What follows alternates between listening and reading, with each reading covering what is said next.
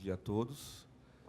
Agora a gente vai falar um pouquinho sobre as alterações aí no Código de Processo Civil, né? E o efeito disso no que diz respeito à matéria tributária. Quem teve oportunidade de analisar, estudar o novo Código Civil, de Processo Civil, ele vai trazer muitas mudanças para todos nós que militamos aí na área tributária, não só nas demais áreas do direito, mas como também na questão tributária. Doutor Carlos, são mudanças relevantes e nós temos o prazer aqui de poder contar com o doutor Fernando Scaff, que todos já conhecem, e o doutor Clério Chiesa, para nos trazer um pouquinho da experiência deles sobre esse assunto e como que vai ser os efeitos para que os advogados que militam no dia a dia aí, dessa questão tributária para as empresas, para os contribuintes. Mudanças realmente relevantes no que diz respeito a garantias, também no que diz respeito à condenação de sucumbência, recursos que deixarão de existir, enfim, vão trazer para as empresas aí um benefício muito grande de algum lado e também algumas questões preocupantes de outra. Espero que o doutor Fernando e o doutor Clério tenham condições aí de nos expor com bastante clareza e eu fico à disposição aqui para poder funcionar como moderador e talvez, quem sabe, fazer algumas provocações para a gente poder discutir o assunto. Doutor Fernando. Bom, novamente, bom dia a todos.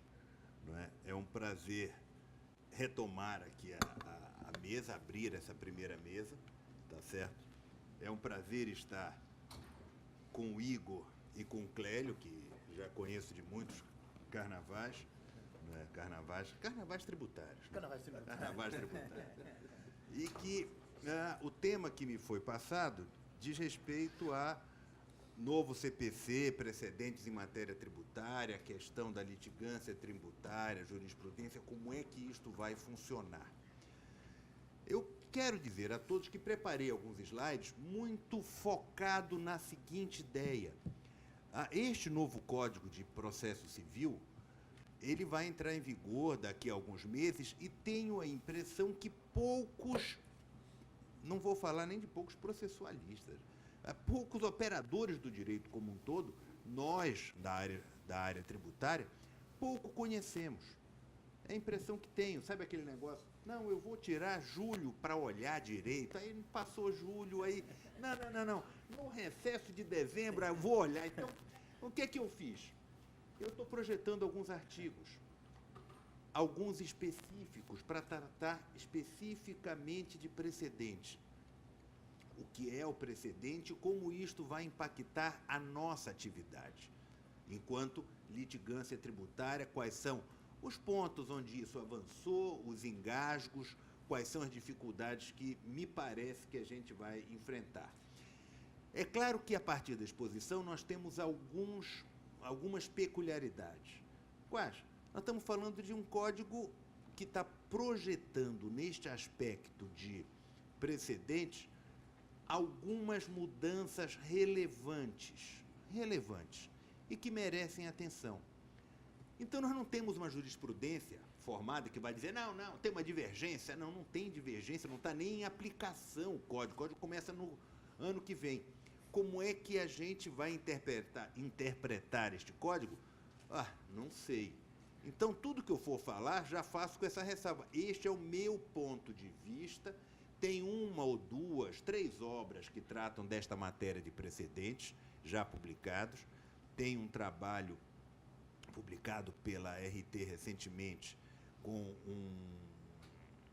uma coletânea que é coordenada pelo Paulo Conrado, que eu já vi vai estar aqui na mesa seguinte, e também pela Juliana Costa. Ela faz um trabalho muito interessante, ela é procuradora da Fazenda Nacional, doutora pela PUC, pessoa de primeira qualidade. E a Juliana falou especificamente sobre precedentes. Então, é um trabalho de editora RT que vale a pena olhar. Tem um livro do professor que saiu agora pela Dialética, né, em minutos eu vou lembrar o nome dele, isso é um negócio terrível, mas que é uma reedição de um livro onde ele analisa processo tributário, processo judicial tributário, e que é um aspecto que merece atenção também. Em minutos já faço a referência doutrinária. Então, dentro deste perfil todo, o que se tem é muito pouco de doutrina, zero de jurisprudência e uma legislação para ser analisada a partir do ano que vem. Portanto, qual é o foco da exposição? Vamos, pelo menos, conhecer a lei e ver onde é que está o engasgo. Se nós conseguirmos fazer isso, acho que avançamos de alguma maneira. Vamos ver se aqui eu faço isto funcionar. Então, senhores, primeiro ponto. Há um movimento, há uma tendência de convergência entre dois sistemas divergentes. A Civil Law, Common Law. Não vou explicar o que é isso, vocês sabem. Sistema continental europeu com o sistema inglês norte-americano. Um tem foco primordial em questões em direito legislado e outro foco primordial no direito julgado, no direito dos tribunais, códigos, do direito vivo jurisprudencial. E o outro, nosso, Civil Law. Sistemas diferentes, mas que pouco a pouco vêm convergindo. Se nós formos olhar a mecânica norte-americana, você vai ver que eles avançam fortemente nas codificações.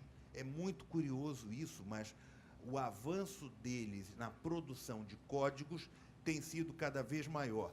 E o nosso avanço em termos de normas jurisprudenciais, de decisões jurisprudenciais, tem sido cada vez maior.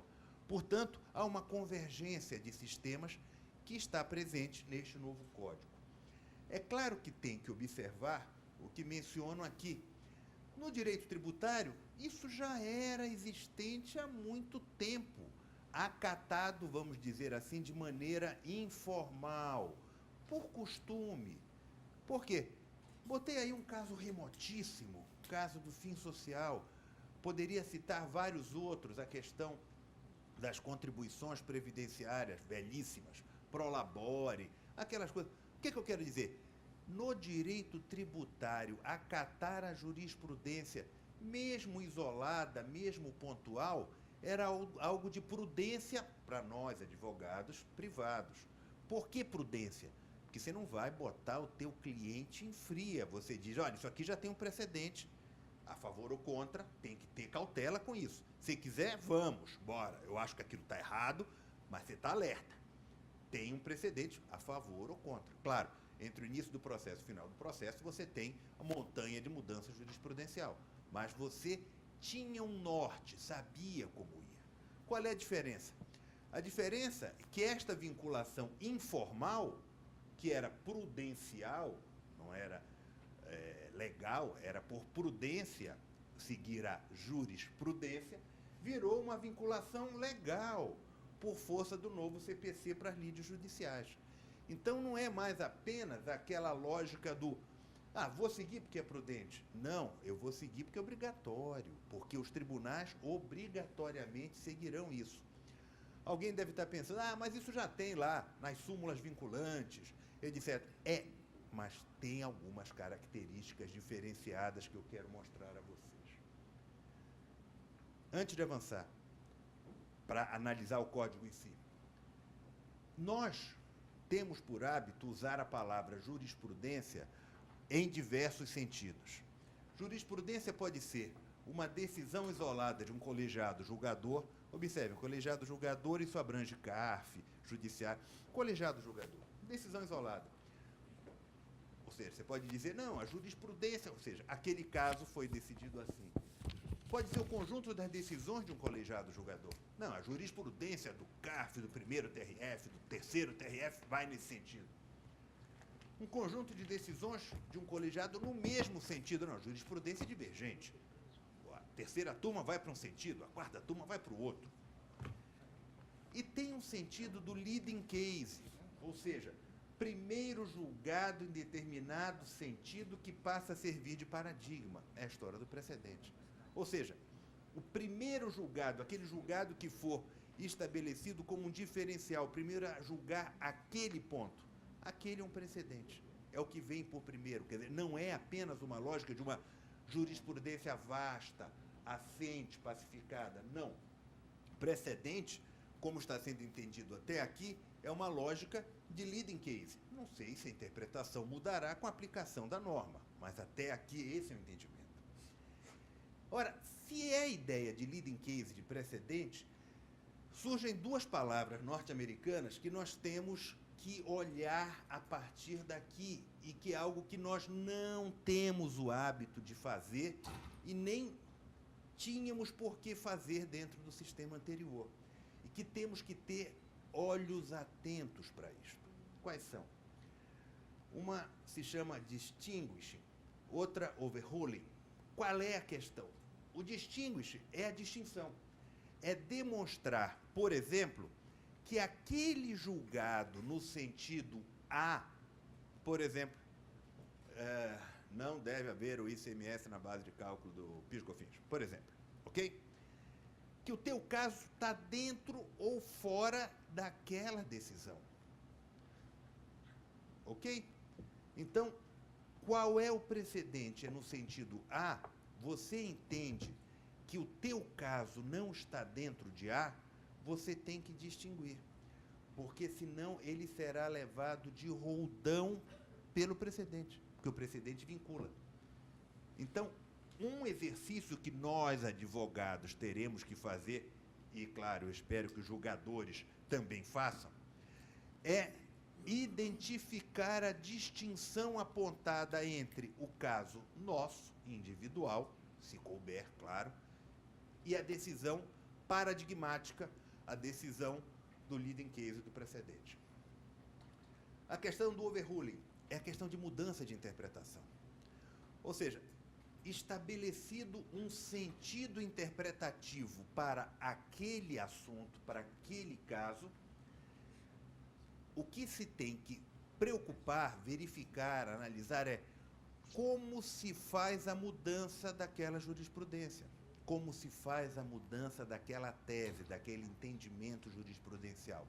Por outras palavras, quem areja o sistema, quem pode mudar isto? Então, são duas situações importantes a serem analisadas e que passam a surgir de maneira mais proeminente a partir desta modificação adotada. Vamos entrar no código. E entrar no código só no aspecto referente a precedentes, e, claro, os institutos vinculados a precedente. Existe um artigo que vai dizer da estabilidade, integridade e coerência da jurisprudência. Claro que o primeiro olhar vai ser um olhar de perplexidade. Vai dizer, pô, isso não existia? Quer dizer que a jurisprudência não tinha que ser estável, íntegra e coerente? É isso. Botaram agora na lei, que vai dizer o seguinte, olha, seus tribunais, vocês não podem variar do jeito que vocês quiserem, não pode ter um julgado A hoje e o outro menos A amanhã. Ou seja, STJ, para. O que vocês estão fazendo na jurisprudência tributária é uma maluquice. Para, estabiliza isso. E vai dizer o seguinte, desculpe, mas vamos ter que ler a lei, porque é coisa nova. Os tribunais devem uniformizar sua jurisprudência e mantê-la estável, íntegra e coerente. Coerente. Tá certo? É um absurdo a gente ter que escrever isso, mas foi necessário. Na forma estabelecida no segundo e segundo os pressupostos fixados no regimento, os tribunais editarão enunciados de súmula correspondentes à sua jurisprudência dominante. Alguém vai dizer, nenhuma novidade. Mas vamos olhar. Na frente vai aparecer uma coisa curiosa, que vai dizer, essa súmula obriga. Qual é a distinção? A distinção é que com isto, aparecerá um slide na frente. Qual é a diferença entre uma súmula e uma súmula vinculante? Se a súmula obriga, a vinculante também obriga. Então, qual é a distinção? Claro, eu posso buscar na Constituição e dizer a súmula vinculante obriga além do judiciário, obriga a administração, obriga outros órgãos. Ok, aí tem a diferença. Mas internamente ao PJ, ao Poder Judiciário, é igual. Acabou a distinção internamente ao Judiciário, no meu ponto de vista, e salvo o melhor juízo da interpretação que vier na aplicação desta norma, acabou a diferença entre súmula e súmula vinculante para fins de Poder Judiciário. Ao editar enunciados de súmula, os tribunais devem ater-se às circunstâncias fáticas dos precedentes que motivaram a sua criação. Observem que neste artigo, neste parágrafo, desculpe, há um salto, há uma possibilidade para aquele mecanismo que comentei no slide anterior, da distinção, do distinguish. Ou seja, quando se identificar na súmula qual é o caso fático colocado, qual é a nossa briga? Olha, os fatos que eu estou tratando no meu caso são diferentes daquele simulado.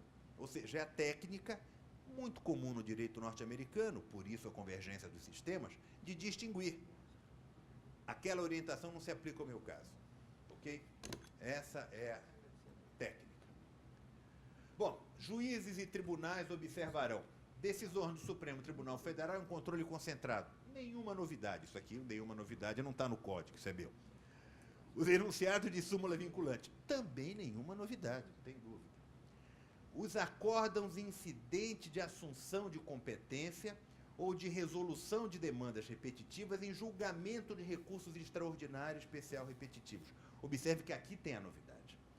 Porque o código surge, e nós vamos ver especificamente em slides adiante, esta coisa chamada incidente de resolução de demandas repetitivas, que no jargão dos processualistas virou IRDER. Vocês pensaram que só os tributaristas cheios de sigla? IRDR, Incidente de Resolução de Demandas Repetitivas. Isto vai ser uma confusão que não tem tamanho, vamos ver adiante. E o julgamento de recurso extraordinário especial, repetitivos. Adiante veremos. O Poder Judiciário observará os enunciados das súmulas do Supremo Tribunal Federal em matéria constitucional e do STJ em infraconstitucional. Alguém vai dizer, não tem novidade. Tem. Tem aqui. Porque acabou a diferença entre súmula e súmula vinculante internamente, como mencionei no slide anterior. A meu ver, aqui é que está a questão deste aspecto. E o inciso 5, que vai dizer a orientação do plenário ou do órgão especial aos quais estiverem vinculados. Observa que isso aqui é uma novidade, porque o CPC de 73, no artigo 543b, parágrafo 7º, dizia os órgãos fracionários, tá certo, poderiam dar uma orientação, mas os demais poderiam divergir dela desde que justificassem. Por outras palavras, consolidou, reforçou o poder dos tribunais. O juiz, primeira instância, ele vai ter menos possibilidade de sair, de justificar uma fuga da jurisprudência dominante, principalmente das orientações de plenário, órgão especial, etc. Este artigo 927, parágrafo 1º, que eu não transcrevi, mas ele faz referência a outro artigo, aquelas velhas remissões de CPC que pula de um lado para o outro. Ele vai dizer, são elementos essenciais da sentença, ou seja, há uma remissão aqui. Observe como a coisa está amarrada. No 489 vai se dizer, não se considera fundamentada qualquer decisão judicial, seja interlocutória, sentença ou acórdão, que, no inciso 6, deixar de seguir enunciado de súmula, jurisprudência ou precedente invocado pela parte, sem demonstrar a distinção no caso em julgamento ou a superação do entendimento. Observe aqueles dois institutos norte-americanos, a distinção ou a superação do entendimento. Então, é importante, eu friso sempre este aspecto para vocês. É a história do distinguish, distinção, e a questão do overruling, ou seja, olha, o entendimento mudou no curso do processo, mudamos o entendimento, mudou por causa do precedente, que foi alterado, etc. Então, decisão judicial, qualquer que seja, para divergir do entendimento dominante, ou seja, você fugir da regra geral, você vai ter que demonstrar isso e o juiz acatar. Ok? Mudança de jurisprudência. A alteração de tese jurídica adotada em enunciado de súmula, julgamento de casos repetitivos, poderá ser precedida de audiências públicas, da participação de pessoas, órgãos, entidades, etc., etc. Ou seja, é uma aplicação para os tribunais estaduais, para os tribunais regionais federais, daquilo que já existe no Supremo Tribunal Federal, que é uma fórmula de amicus curiae. Ou seja, não só amicus curiae, como a realização de audiências. Para mudar o entendimento jurisprudencial, estas cortes poderão, não é obrigatório, ouvir a sociedade, ouvir quem for. E mais, pode haver ainda modulação dos efeitos da alteração. Ok? A modificação de enunciado de súmula, etc., etc., observará a necessidade de fundamentação adequada e específica, considerando segurança jurídica, proteção de confiança e isonomia. Eu quero destacar a isonomia, vai aparecer em slides futuros, mas é importante. Qual é o aspecto da isonomia que, a meu ver, parece fundamental? É para afastar aquela situação extremamente desagradável que acontece quando a jurisprudência é vacilante, alternante. Que é o nosso cliente A ganha a questão perante o fisco e consegue uma desoneração. Mas o cliente B caiu no outro juiz, na outra vara, na sessão, e não consegue a mesma coisa. Então, no teu próprio escritório, você tem divergência entre os clientes. E vai dizer, ganhou num, não ganhou no outro. Volto àquele slide lá do começo que fala da integridade, coerência da jurisprudência. Retomo aqui. Fundamentação adequada e específica, considerando os princípios de segurança jurídica, proteção da confiança e isonomia. Então, aponta o código para isso, para uma questão que, a meu ver, é importante, que é a questão concorrencial. Ou seja, os tributos não podem ser utilizados para obtenção de vantagens em face do seu concorrente. Na mesma situação, tem que ser uma tributação idêntica, igual. Bom, quais são os casos repetitivos? O 928 vai dizer, para os fins deste código, considera julgamento de casos repetitivos a decisão proferida em duas situações. Incidente de resolução de demandas repetitivas e aqueles recursos especial extraordinário repetitivos. Ok? Pode ser de direito material ou processual. Então, vamos para o primeiro desses dois, que é o tal do IRDR. Incidente de resolução de demandas repetitivas. Artigo 948. Arguido em controle difuso em constitucionalidade de lei ou de ato normativo do poder público, o relator, após ouvir o MP e as partes, submeterá a questão à turma ou câmara a qual competir o conhecimento do processo. Se a arguição for rejeitada, prossegue o julgamento. Ou seja, como se fosse, se a gente fosse fazer um paralelo, uma espécie de incidente mesmo, que vai ser analisado para ver, isto é uma demanda repetitiva, isto tem aplicação geral. Se for rejeitada, segue o julgamento daquela preliminar. Se for acolhida, a questão será submetida ao plenário do tribunal ou órgão especial onde houver. Então, no recurso, senhores, e repito, é o que leio dos artigos, no recurso, identificada uma demanda repetitiva, isto será afetado ao plenário ou ao órgão especial. E aí se levará isto para uma análise daquele específico ponto. Se disser, não, isso não é repetitivo, não há uma situação, é um caso isolado, foi distinguido, foi separado dos anteriores, segue o julgamento, porque não é um caso, nesse sentido. Se não, vai ser analisado. Os órgãos dos tribunais não submeterão ao plenário o órgão especial, que já foi decidido pelo Supremo, em matéria constitucional, etc. Remetida a cópia do acórdão a todos os juízes, o presidente do tribunal designará sessão de julgamento. Pessoas jurídicas de direito público podem ser habilitadas a falar, a parte legitimada propositura das ações são as do 103 da Constituição, e pode ser admitido manifestação de outros órgãos ou entidades na forma do amicus curiae, como mencionei antes. O que você tem aqui neste artigo? Um fortalecimento dos TJs e dos TRFs. Traduzindo, esses tribunais que muitas vezes nós identificávamos como tribunais de passagem, ou seja, tribunais onde a norma, onde o processo deveria necessariamente tramitar, mas a gente olhava para o STJ, para o Supremo, não, isso é de passagem, não te importa muito com o que o tribunal vai falar. Vamos ganhar isso lá no Supremo, lá no STJ. Pois é, passou a ter importância. Passou a ter importância. Artigo 976. É cabível a instauração de incidente de resolução de demandas repetitivas quando houver simultaneamente efetiva repetição de processos que contenham controvérsia sobre a mesma questão unicamente de direito. Senhores, a quantidade de questão unicamente de direito em matéria tributária é enorme, vasta.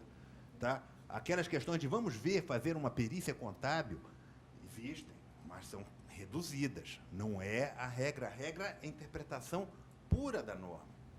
E também risco de ofensa à isonomia e segurança jurídica. Ou seja, semelhança com o que existe hoje no STJ e no Supremo, só que aplicada aos TJs e TRFs. Então, o sistema se tornou mais complexo ainda, e isso vai demandar uma posição diferenciada da advocacia tributária, como aparecerá mais à frente. Legitimados para o IRDIR, fortalecimento. O pedido de instauração de incidente será dirigido ao presidente de tribunal, pelo juiz ou relator de ofício, pelas partes por petição, pelo Ministério Público ou pela Defensoria por petição. Eu quero chamar a atenção de vocês, como se fosse uma espécie de nota de rodapé. Olhem para este slide, porque a gente vai voltar para ele daqui a pouco. 3 tipos de legitimado para o pedido de instaurar o incidente. Juiz, ou seja, Poder Judiciário. Partes, leiam-se, nós, advogados. MP ou Defensoria Pública por petição. Quando eu li isso pela primeira vez, eu fiquei com aquela pulga atrás da orelha. Por que a Defensoria está do lado do Ministério Público? O defensor, bem ou mal, é advogado. É advogado, até influenciam fortemente nas nossas eleições de ordem e tal, aquela coisa. Por que ele não está com os advogados em cima e o Ministério Público do lado? Vocês vão ver. Bom, admitido o incidente, o relator suspenderá todos os processos pendentes, individuais ou coletivos, que tramitam no Estado ou região. Observem, fortalecimento de TRFs. O TRF da primeira, então, está frito, bicho, porque ele pega todo o Norte, Centro-Oeste, Minas. Poderá requisitar informações a órgãos em cujo juízo tramita o processo no qual se discute o objeto do incidente. Leia-se. Pode ser Receita Federal, Secretaria de Fazenda. Intimará o MP para querendo manifestar-se em 15 dias. E a suspensão será comunicada aos órgãos jurisdicionais competentes. Ou seja, STJ e Supremo têm agora, a partir quando isso entrar em vigor, um anteparo nos TRFs e TJs. Olha, segura isso aí, já me traz esse negócio unificado. Legitimados para pedir a suspensão. Visando a garantia da segurança jurídica, qualquer legitimado no artigo 977, 1 e 2, poderá requerer ao tribunal o recurso extraordinário especial à suspensão de todos os processos. Reparem que aqui nós temos uma situação diferente, que é, havendo esta situação nos TJs ou TRFs, pode haver, quando isto for decidido, um recurso especial ou extraordinário, e nesse recurso pedir a suspensão de todos os outros processos que estiverem em TRF semelhantes. Ou seja, criou uma espécie de hierarquia segura nos TJs ou TRFs.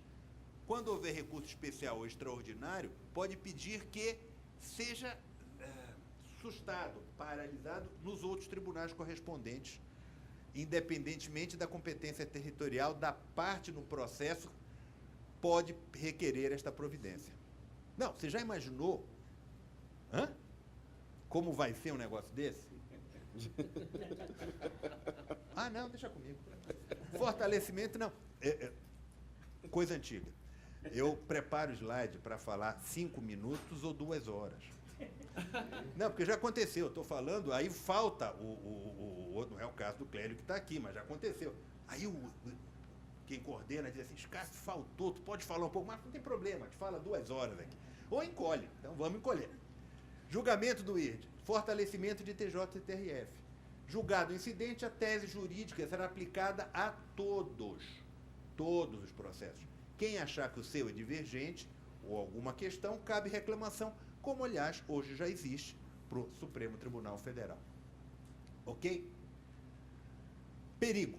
Os advogados não são legitimados a modificar a tese adotada.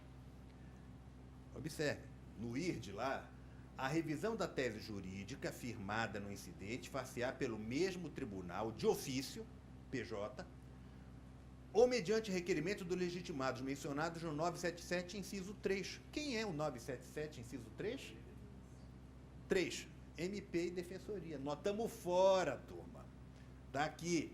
Ou seja, mudança, revisão da tese, no caso do Instituto de Recursos, incidente de recursos repetitivos, MP, legitimado. A questão da Defensoria, Poder Judiciário, e nós sobramos. Como é que isso passou, meu irmão? Não sei. Está aí. Está aqui o artigo. Quem quiser vai conferir. Bom, para respeitar o tempo. Julgamento de mérito ou incidente, cabe recurso extraordinário especial, conforme o caso, e o que tiver sido adotado será aplicado no território nacional a todos os processos individuais ou coletivos que tratem da matéria. Segunda fórmula de tratamento de precedentes. A primeira, o tal do IRD, IRDR, e a segunda, julgamento de recursos especial extraordinário repetitivos. Isso é tratado a partir do 1036, semelhante ao que ocorre no STJ e no Supremo. Ok? Não vamos gastar muito tempo no que for semelhante. Decididos os recursos, os órgãos colegiados serão prejudicados todos os que divergirem, e isso vai amarrar, como é, de certa maneira, hoje. Publicado o acórdão, paradigma, o presidente ou vice-presidente nega seguimento aos recursos especiais extraordinários sobre estados, e isso, a afirmação da tese, aplica-se a todos órgãos judiciários inferiores. Ok? Mantido o acordo divergente pelo Tribunal de Origem, apreciam-se os extraordinários e especiais na fórmula regular. Em resumo, pronto, chegamos agora a tempo no em resumo, que são só 3 resumos. Não tem muito o que falar. Posição 1. O novo CPC aumenta o poder de TJs e TRFs em busca de maior isonomia no tratamento das partes. Como mencionei, a lógica é foco na concorrência, na isonomia. Ou seja, todos têm que ter um tratamento igual, coerência, convergência de sistemas, integridade. É essa uma das lógicas colocadas pelo Código. Outro, a meu ver, isso modificará fortemente a advocacia tributária, pois os tribunais intermediários deixarão de ser tribunais de passagem. Eles terão importância, sim. E mais, pela lógica do precedente, o primeiro que disser, eu vou fazer um extraordinário, porque o meu caso aqui no TRF da 5ª Região foi julgado primeiro, todos os advogados têm que levantar os olhos e dizer, meu irmão, vamos junto, porque se o teu for julgado de um jeito, estragou todo mundo. Então, a fórmula de advogar terá que ser muito mais em rede, sistemática, colaborativa. Ou seja, será muito importante o manejo da técnica, do distinguish, em especial nos casos em que convivem questões fáticas, perícias contábeis, como regra, e além das teses jurídicas, claro. Ou seja, a distinção para dizer não é aquela situação que foi apreciada, a questão fática é diferente, vai ser fortalecida. Será extremamente difícil o overruling no IRDR, pois os advogados não estão legitimados para discutir a mudança de tese jurídica. Simplesmente isso. Ou seja, nós sobramos. Não sei como isso passou. E, por fim, resumo 3. A luta pela definição do precedente obrigará ainda mudanças da advocacia tributária, que deverá ser cada vez mais colaborativa. E não tenho dúvidas que nós temos, do outro lado, na advocacia tributária, na prática, 3 ou 4 pessoas do outro lado. Quem? Uma tal de União, estados e municípios. Distrito Federal, uma autarquia aqui ou ali. Mas é esse o foco. Eles convergem. Eu não tenho dúvida que os estados, em várias questões, eles vão entrar em conjunto, eles vão se organizar, as procuradorias se organizarão cada vez mais de maneira em rede para firmar os precedentes. Nós temos que fazer alguma coisa semelhante. E quando alguém tiver um caso, um precedente que possa modificar a jurisprudência nacional, isto tem que ser algo colaborativo. O sujeito tem que gritar e dizer, me socorre aqui. Não que o colega não seja bom, não é esta a questão. Vou voltar, só para não perder um slide anterior, eu falei do caso do fim social. Muitos de vocês não eram nem nascidos nessa época de fim social, mas vou contar o que aconteceu. E não tinha nada de CPC, não tinha súmula vinculante, não tinha nada disso, é muito antigo. Mas o que aconteceu foi o seguinte, o primeiro caso que chegou ao Supremo Tribunal Federal em controle difuso era um caso que, segundo consta, estava mal instruído. Mal instruído. Isso chegou no ouvido do Geraldo Ataliba, porque o colega lá na ponta disse, olha, eu acho que eu preciso de ajuda. Não era um parecer do Geraldo Ataliba. Num congresso desse, o cara disse, olha, tem um caso meu que vai ser julgado. O Ataliba ficou verde, disse, como? O teu vai ser o primeiro? Ele organizou uma montanha de gente para ajudar, reforçar memoriais, isso. Uma montanha de coisa foi feita para tentar influenciar e mostrar, num recurso que estava bom, mas talvez não tão bom, tá certo? Todos os aspectos envolvidos. Bom, o contribuinte se sagrou vitorioso naquela estratégia que foi adotada então. Portanto, numa época muito mais remota, sem esta complicação toda, isto foi feito. Repito, caso fim social há uns 2000 anos atrás. Nós temos que voltar a pensar nisso. Temos que voltar. Bom, a demanda de um cliente qualquer vinculado a um determinado escritório deixou de ser apenas daquele escritório, podendo tornar-se uma bomba relógio para todo o sistema. Ou seja, mudanças fortes na jurisprudência do Supremo, que eu recomendo a todos terem atenção e mais colaboração. Muito obrigado.